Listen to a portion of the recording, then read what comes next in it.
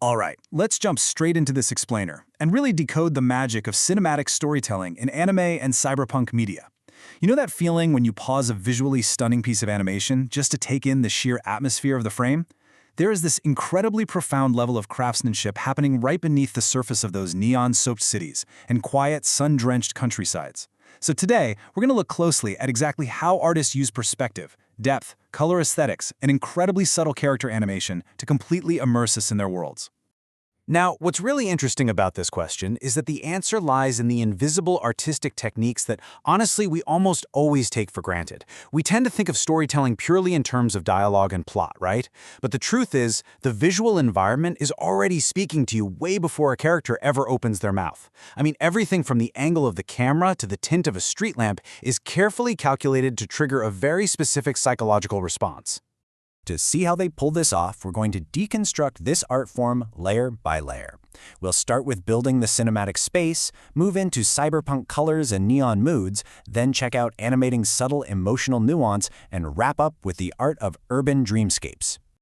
Okay, layer 1, building the cinematic space. Let's start wide by exploring how physical and metaphorical space is actually constructed to draw your eye into the screen. I mean, in a two-dimensional medium, creating a believable 3D world is the very first hurdle an artist has to overcome to make you feel like you are actually standing right there in that environment. Take a look at this piece by artist Orange-kun. By establishing a really clear horizon line and using strong leading lines like the edges of the buildings and the wooden boardwalk, the artist literally forces our eyes to travel backward into the scene. And pushing the field of view this wide subtly distorts the edges, simulating the real-life experience of standing in a massive, sprawling environment. It instantly makes the whole composition feel highly cinematic.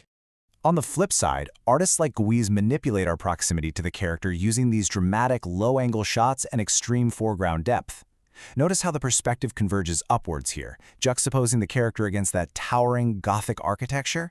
It makes them feel small. And to really sell that illusion of depth, the artist places elements, like the wolves, right up in the extreme foreground. By separating these overlapping layers of depth using subtle rim lighting, the artist constructs this kind of space within a space, which allows the emotional tone of the scene to just breathe and expand. But here's the thing, perspective isn't just physical, it's also deeply metaphorical. Beyond just physical depth, acclaimed director Makoto Shinkai uses the conceptual 2D line as a powerful metaphor for trauma and beauty in films like Your Name. Think about it. In traditional animation, a line is the ultimate divider. It separates the inside from the outside, a character from their environment. But Shinkai plays with this concept so masterfully, turning the visual borders of his world into literal narrative devices. So the crucial point is how the line paradoxically acts as a fatalistic divider, separating the living from the dead, while simultaneously acting as the thread that connects them. Notice how Shinkai uses the visual of a falling comet's tail to represent the ultimate divide between two people separated by time and trauma. He even uses architectural lines, like sliding doors placed squarely in the middle of the frame, to symbolize the barriers between characters. Yet at the exact same time, lines connect. Subway routes, the twilight horizon line where day meets night, and the literal red thread of fate, the Akaido, all of these serve to tether these distanced elements back together. All right, moving on to layer 2, cyberpunk colors and neon moods. Let's move to our mid-shot, strip away the lines entirely, and look at how artists paint with cyberpunk light. If perspective is the skeleton of a cinematic frame, then lighting and color are absolutely the lifeblood. And honestly, nowhere is this more aggressively stylized than in the cyberpunk genre. To create that sense of tech-heavy isolation, like we see in films such as Blade Runner 2049, creators use large, low-brightness blocks of monochromatic color to build a mysterious, dark visual image. The environment is typically choked in shadows, clouds, or rain. Sunlight, it's practically non-existent. Instead, the world is illuminated entirely by artificial neon sources. This stark contrast between deep, damp darkness and highly saturated neon creates a visual concept known as defamiliarization. Basically, it takes our normal everyday reality and pushes it so far to the extreme that it feels beautifully alien. Now, what's really fascinating here is the precise psychological language of neon color palettes used to manipulate our mood. Directors aren't just picking colors because they look cool, they are literally painting with human emotion. Blue is often used to drape a scene in melancholic gloom and cold technology. Yellows and oranges, they inject a rare sense of warmth or luxury into an otherwise totally sterile world. And green can be used to signify either a tiny sprout of hope or, overwhelming hopelessness. And this brings us to one of the absolute coolest color choices, purple. By bathing holographic characters in ultraviolet purples, the art style subconsciously tells us we're looking at something beautifully artificial. Think about it. Purple mixes the cold melancholy of blue with the warm passion of red. When a giant artificial intelligence projection lights up a dark, cyberpunk city in bright purple, it implies this mysterious, unknown reality. It's dreamy and gorgeous, sure, but it tells the audience that what they're looking at is ultimately ethereal, untouchable, and completely powerless. Let's dive into Layer 3, animating subtle emotional nuance. We are going to zoom way into the micro level now, the deeply human emotional core within these futuristic worlds. Because grand architecture and stunning neon lights are incredible, but they mean absolutely nothing if the characters inhabiting them feel lifeless. To keep us totally hooked, animators build complex emotional states by stacking contradictory cues, like a fake smile masking inner sadness. Humans rarely feel just one emotion at a time, right? Animators reflect this by layering expressions. They might establish a primary expression, say a character smiling, but then they introduce a subtle asymmetrical micro-expression. Maybe one corner of the mouth is raised slightly higher, or one eyebrow is furrowed just a fraction more. This tiny bit of asymmetry hints at hidden inner turmoil, adding incredible psychological depth to a seemingly simple drawing. And we absolutely cannot forget one of the most vital yet overlooked tools in an animator's kit, the power of breath. The pace of a character's breath, whether conveying panic or relief, adds immense dramatic weight to otherwise small facial movements.